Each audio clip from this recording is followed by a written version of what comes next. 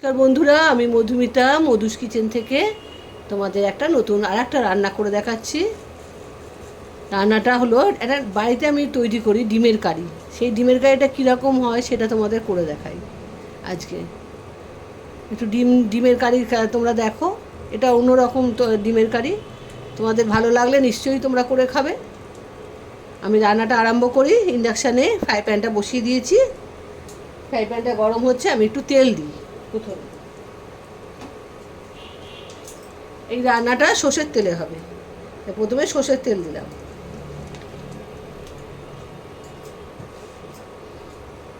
যেহেতু এটা ডিমের কারি, সেহেতু ডিম তো লাগবেই। এই জন্য আমি 6টা ডিম নিয়েছি। হ্যাঁ, ডিমগুলো এবারে একটু ভেজে নেবো নুন হলুদ মাখিয়ে। নুন হলুদটা মাখিয়ে নিই।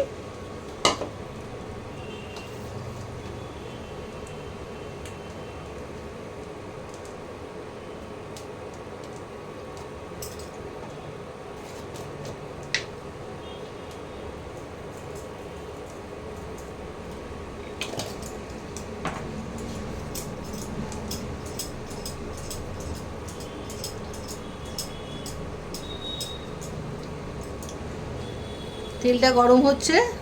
আমি 6টা ডিমে নুন হলুদ মাখিয়েছি, কিন্তু 6টা ডিম ভাজবো না, ভাজবো 5টা ডিম। একটা ডিম কিন্তু আমি আলাদা রেখে দেবো। এবারে তেলটা গরম হয়ে গেছে, আমি ডিমগুলো ছেড়ে দিই।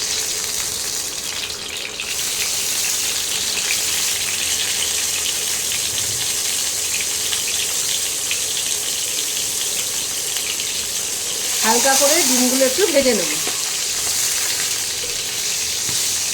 ভাজা হয়ে গেছে। এই ডিম ভাজা তেলের মধ্যেই 2টো শুকনো লঙ্কা আর 4টে এলাচ ফাটিয়ে ফোড়ন দিলাম। একটু ফোড়নটা দিয়ে সুন্দর গন্ধ বেরোবে। তার মধ্যে দিয়ে দেবো, একটু গন্ধ বেরো, কুচনো রসুন। এই রসুন কুচিগুলো প্রথমে দিতে হবে।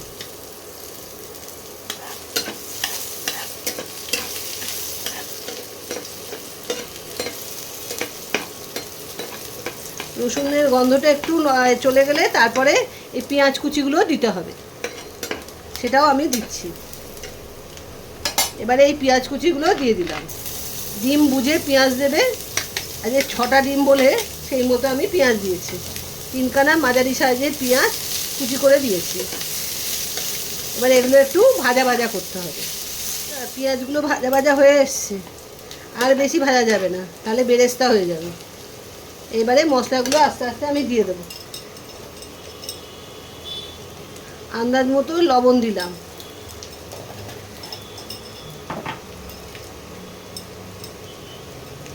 আন্দাজ মতো হলুদ গুঁড়ো।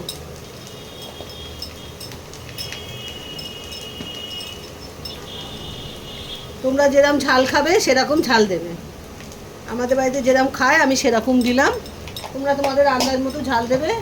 আর যে ঝাল খাও না সে লঙ্কার গুঁড়ো দেবে না। আর একটু কাশ্মীরি লঙ্কার গুঁড়ো দিলাম কালারের জন্য। এবারে মশলাগুলোকে একটু কষিয়ে নিতে হবে। এই রান্নাটা খুব সোজা, খুব সহজ, কিচ্ছু লাগে না। শুধু পেঁয়াজ কুচি আর রসুন কুচি আর এই লঙ্কা হলুদ নুন এগুলো লাগে, আর কোনো মশলা লাগে না। খেতে কিন্তু দুর্দান্ত হয়।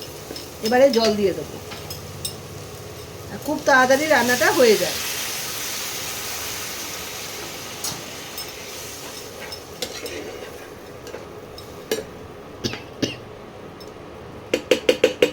একটু ফুটুক, তারপরে ডিমগুলো ছেড়ে দেবো।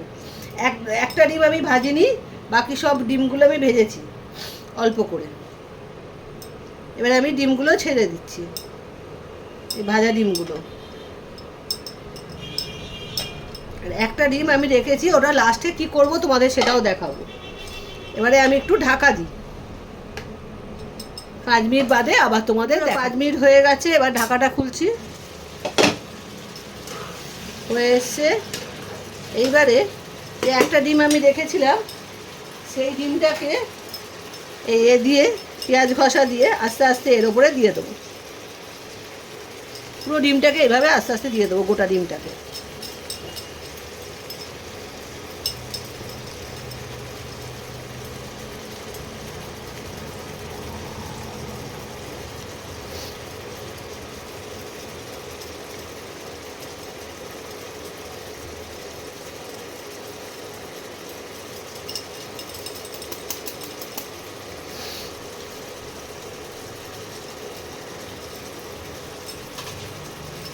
এবারে এটাকে মিশিয়ে দিতে হবে।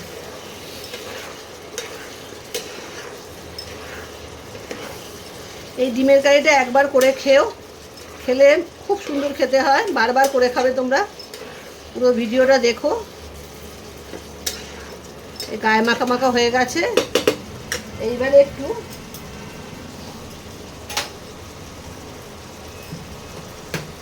হাফ চামচের মতো ঘি দিয়ে দিলাম, এটা লাস্ট। এমন কিছু মশলা নেই, শুধু পেঁয়াজ আর রসুন, তোমাদের তো আগেও বলেছি আমি। এটাকে মিশিয়ে নিয়ে এবারে নামিয়ে দেবো। নামিয়ে তোমাদের ডিমের কারি রেডি। বাটিতে আমি ঢেলে ফেলেছি। তোমরা দেখো কি সুন্দর দেখতে লাগছে। তোমরাও কিন্তু করে খাবে পুরো ভিডিওটা দেখে। আজ তাহলে আসি, বাই বাই।